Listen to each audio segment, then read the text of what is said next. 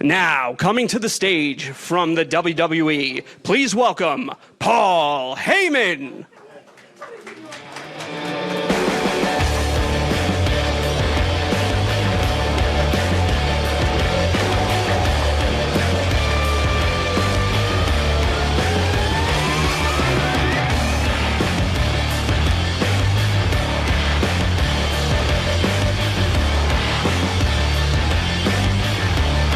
You can cut the music now. Ladies and gentlemen, my name is Paul Heyman. If I were to be asked to describe the credit for the enormous business boom in WWE, if you read this morning on John Wall Street, WWE's net profits have doubled since 2019. If you ask me why, I'll give you three answers. One, the business leadership of our president, Nick Khan. Two, the creative leadership of our chief content officer, Paul Levesque. And number three, the fact that we are blessed to have the single biggest box office attraction in sports entertainment history. And that can be documented by the fact that our top star has been, since 2019, this man, the tribal chief, Roman Reigns.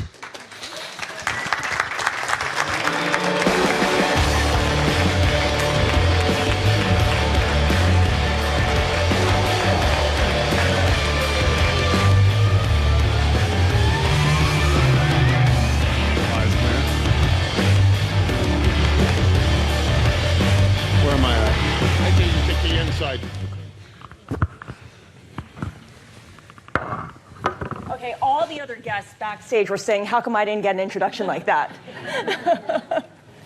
Thank you, everyone, for staying around. We're talking WWE, which in 2024 means we're going to talk about Netflix as well. So I wanted to throw out a poll question. We're going to post it on the big screen here, but take out your phones so you can scan the QR code. And it's a fill-in-the-blank question. Live sports and sports entertainment on Netflix is blank. Great, I'll be watching. Nah, I'll stick to the true crime docs. Or I don't have a Netflix account. Not sure if there is anyone who doesn't have a Netflix account. These days, I feel like it's... Exactly. But please scan the QR code, please respond, and we'll be showing the results in real time. But of course, WWE and Netflix, it's the new modern marriage, right? Absolutely. And so you're primarily on WWE SmackDown, on Fridays, right? Raw is moving to Netflix in January. Can you take us through, how big a deal is this for WWE? I think this is the biggest deal of all time, to be honest. But the thing that changes the whole landscape for us is that we've been on linear television for decades now, and we've been the leader of that episodically. So to take our program and to put it on a streaming network like Netflix, it's just unheard of. To go all the way back through our history to see where we are now and the growth that we've had, really since 2020, when the world was upside down, has just really been amazing. So it's a big opportunity for us to not only showcase our product, but just what we've mastered with live television. And WWE's been a little more edgier lately, a little more blood, a little more swearing than in previous years, I would say, right? Netflix seems to be particularly well equipped to allow that sort of thing. Do you expect to lean more into that direction after the move? If we allow Paul to do Hall of Fame speeches nonstop, we'll definitely push that envelope. But for me, I don't know. I've always enjoyed the challenges of being PG. And no offense to our predecessors and the people who came before us and the ratings that they revolved around. But to me, it's more challenging to be able to tell these stories. And then it also allows you a broader audience to connect to, which I just really feel like is always the goal. We want to reach as many people as possible. And I think there's a fine limit to when you can kind of cross that threshold to where you push people off from the product. So I think there's a nice, there's going to be a nice little range there that we can play with and push the envelope in certain senses, but I think we need to stick to our values and kind of the morals that we've set in place and the culture that we have now. It's all storyline dependent also. Yeah. What does the story call for? There are stories on our show that call for a kiss at the end. There are stories on our show that calls for a punch at the end. There are stories on our show that calls for a level of aggression that transcends into violence. So it really is storyline dependent. What is the intensity? What is the purpose? What is the theme of the story that we're trying to tell? I realize we didn't introduce ourselves. Kim Basine covers celebrities and athletes for Bloomberg, so this is kind of the perfect nexus of everything you cover, WWE. Absolutely, yeah. I cover markets and companies, so I'm going to ask a nerdy company type question to both of you. As a tech platform, tech-first platform, Netflix has access to more granular data on viewers and their habits than the conventional broadcasters. So I'm curious, what kind of data or analytics do you hope to get, do you expect to maybe get from this partnership that might be able to feed into storylines or how you craft moments in the matches that we're going to hopefully see? Why don't you start, Roman? I want all that data. I'd like to be able to look at all of this stuff and go through these algorithms and analytics that way, because we're scripted. We can make this whatever's not only right for us, but what's right for the audience. And if we can keep our thumb on that pulse, it just makes the job so much easier. I actually think the biggest beneficiary of that is going to be Netflix. And just so that I back up what I'm saying, they just released, and I apologize to the author of the article that released it, because I don't remember where it was published, but they just released who has the most social impact in WWE. Mm-hmm. And Roman Reigns has been off social media since WrestleMania, which was in early April. Off social media since April. Who has the biggest impact on social media in WWE? Roman Reigns. And the nearest competitor was 15 to 18% behind Roman Reigns, and he hasn't posted one thing since April. The enormity of the social media impact, of the digital impact that WWE offers and its top star can offer on a global basis, can even take a streaming service, and the world's biggest streaming service like Netflix, and make it humble. It's a good perspective. And now WWE and UFC are together as TKO Holdings. Where have you seen the benefits of that merger? And what do you want to see WWE leveraging more of in the future from its companion brand, let's say? I think, as far as the synergy is concerned, it just makes perfect sense. But then to be able to gain the experience of Endeavor, to be able to have an Ari Emanuel at the helm, these type of resources are second to none. So, just being in the first year, I think we're coming up on the first year anniversary. We've had amazing growth, and I just think it's going to continue. I think the chart speaks for itself, right there. Right? Share price? Is that what that is? Yeah. Up, up, up, up, up. And that's where the stock's at 120 today. And it hasn't been forever. And why has it been? And then, okay, it's tremendous business by UFC and tremendous business by WWE. And it's a star and story-driven industry. And the top star is Roman Reigns. So, I will give all the credit in the world to Nick Khan, because that is a business leader, the likes of which I've never experienced. And Paul Levesque has been trained to do this job his entire life. But I'll also say Mount Rushmore only needs 3 heads, and the third one, it's Roman Reigns. And on that note, your business has become more global than ever at this point, right? You're having events in Berlin and in Saudi Arabia and so on. And selling out, by the way. And selling them out. Selling them out in stadiums. And are you thinking a lot about those international audiences all the time, or just when you go there? How do you cope with that new reality that you're being blasted out to the appearing all over the world these days?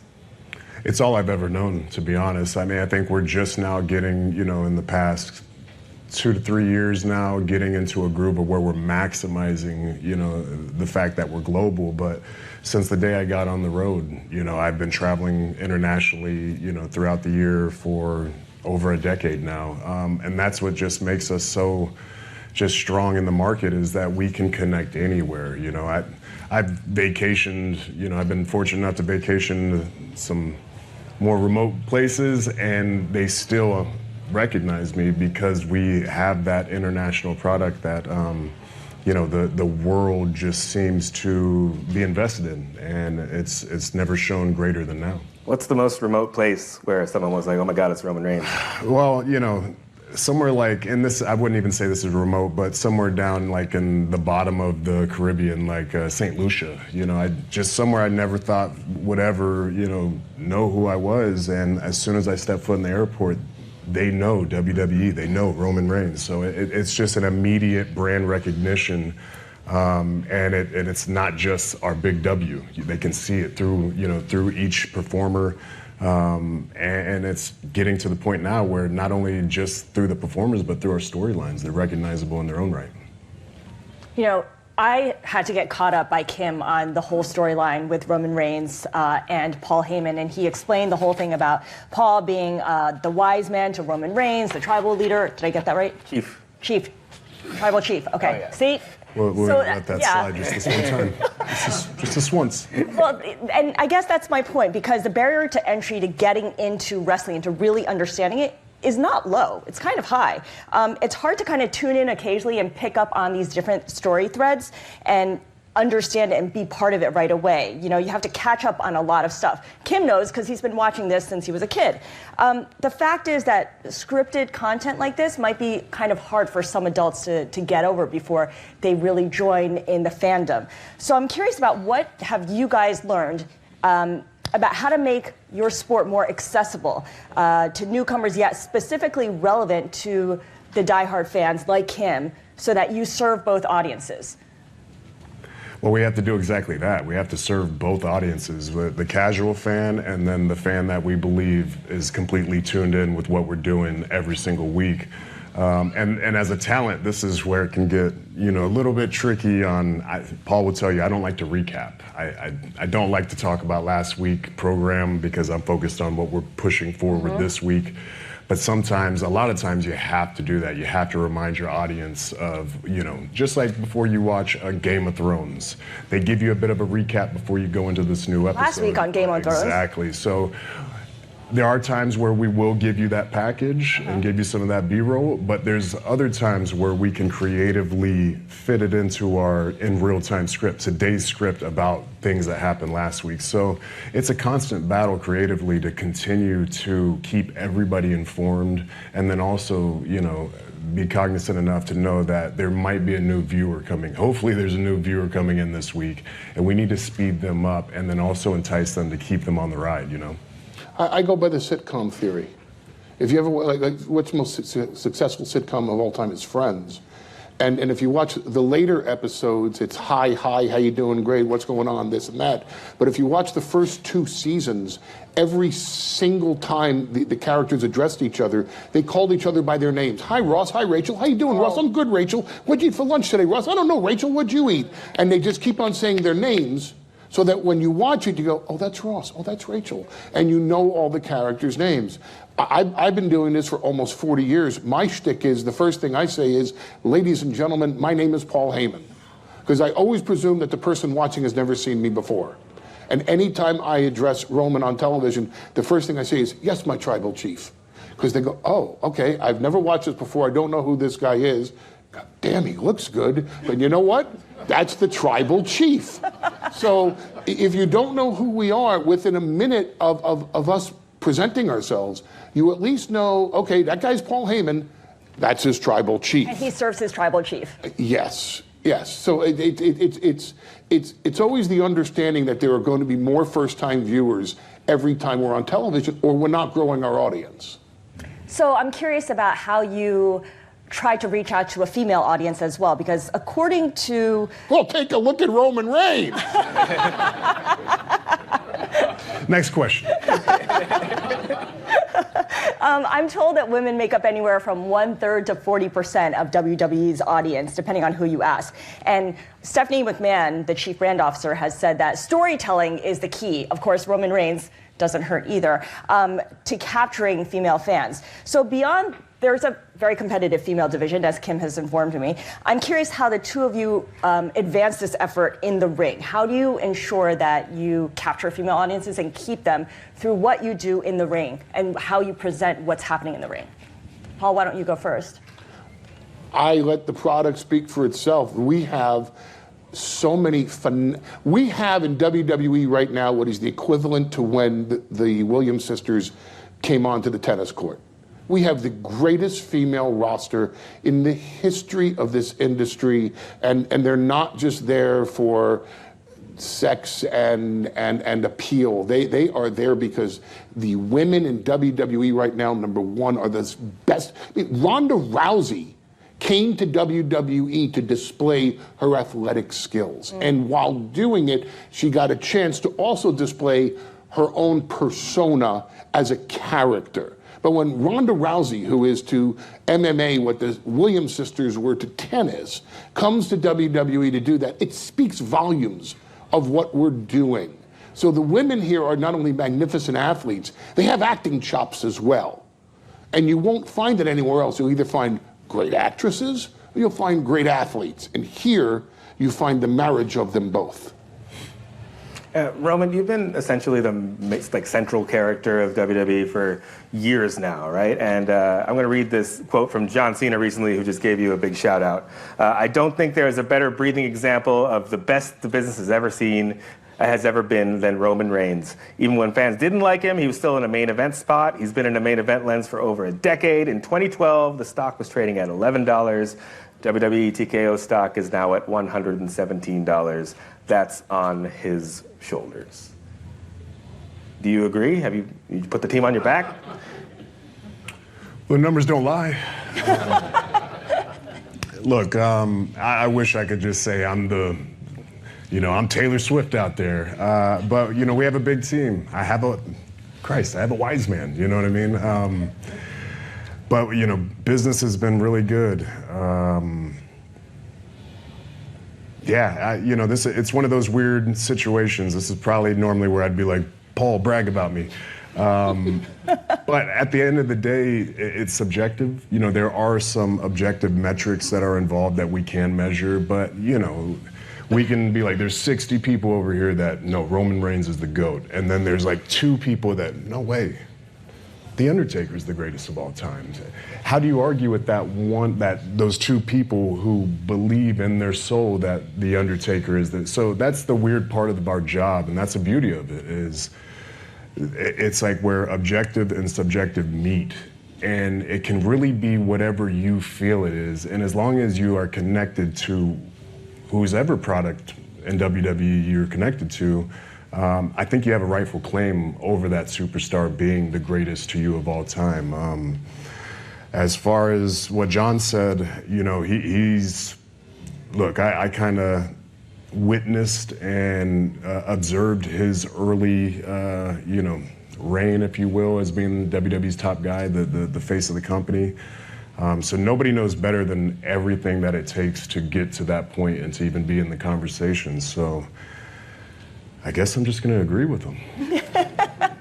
So what does it take to keep that up as the central person that everyone relies upon for these big main event matches and everything? Like, what does it take from you to retain that position? Systems. It's no different than any business. I built a bunch of systems over the years to where it's either become instinct or I've done it so I don't even think about it because it just is what it is. It's almost discipline. It's just set like that because we've timed it out, we've looked at everything, we've calculated it all. It's more efficient this way. So we need to do it this way. So you build a bunch of these systems and then all of a sudden you have something in place to where you can go on autopilot if you need to. You can get to that point to where when it's time to go through the curtain, all of you is there. So for me, that's kind of what it's all about, is to be able to do all the processes that it takes to get to the point to go out there and be the very best. part of that includes bringing your real life family on a weekly basis as well, right? Your cousins Jimmy and Jay are on the show, or on in several matches. Correct me. What's language? Everything. Okay. And there's a lot of people you grew up with who you now appear on TV with regularly. I'm curious about blurred lines. You know, are there moments where, how often do the dynamics of Joe, which is your government name, how often does that worm its way into Roman's storylines versus Roman's storylines, you know, seeping into the real life dynamics of Joe? I mean, how do you keep those separate? How do you manage it as well, Paul? Roman, is it just something that you train yourself to think along parallel tracks? Well, you know, it's kind of, you have to have this little perfect threshold of mixing both, you know, because you want to be able to tap, like I need to be, when I'm talking to Jay, who in real life, his name is Josh, who grew up with Joe, you know, we grew up together. So we have all this chemistry, we have so much, you know, our relationship is a lifetime full of stuff. So to be able to tap into that, I have to still be present within who I am, but then I have to also sway it towards the performance and what the story is. So I can connect into very real emotions that I've had with Josh and then deliver them as Roman to Jay, if that makes sense. I think I confused the whole room. But that's the craziness of taking real life, taking the motivations of, you know, your emotions and why you experience these things, and then transferring them over to screen to connect to them. So in the Venn diagram, you take that part that overlaps, and then you just kind of bring it over as needed. Absolutely. Paul, how do you keep track of all this? I have the easiest job in the world. I get to hype someone I actually believe in. You don't need to, they never hand me a script. I don't need a script.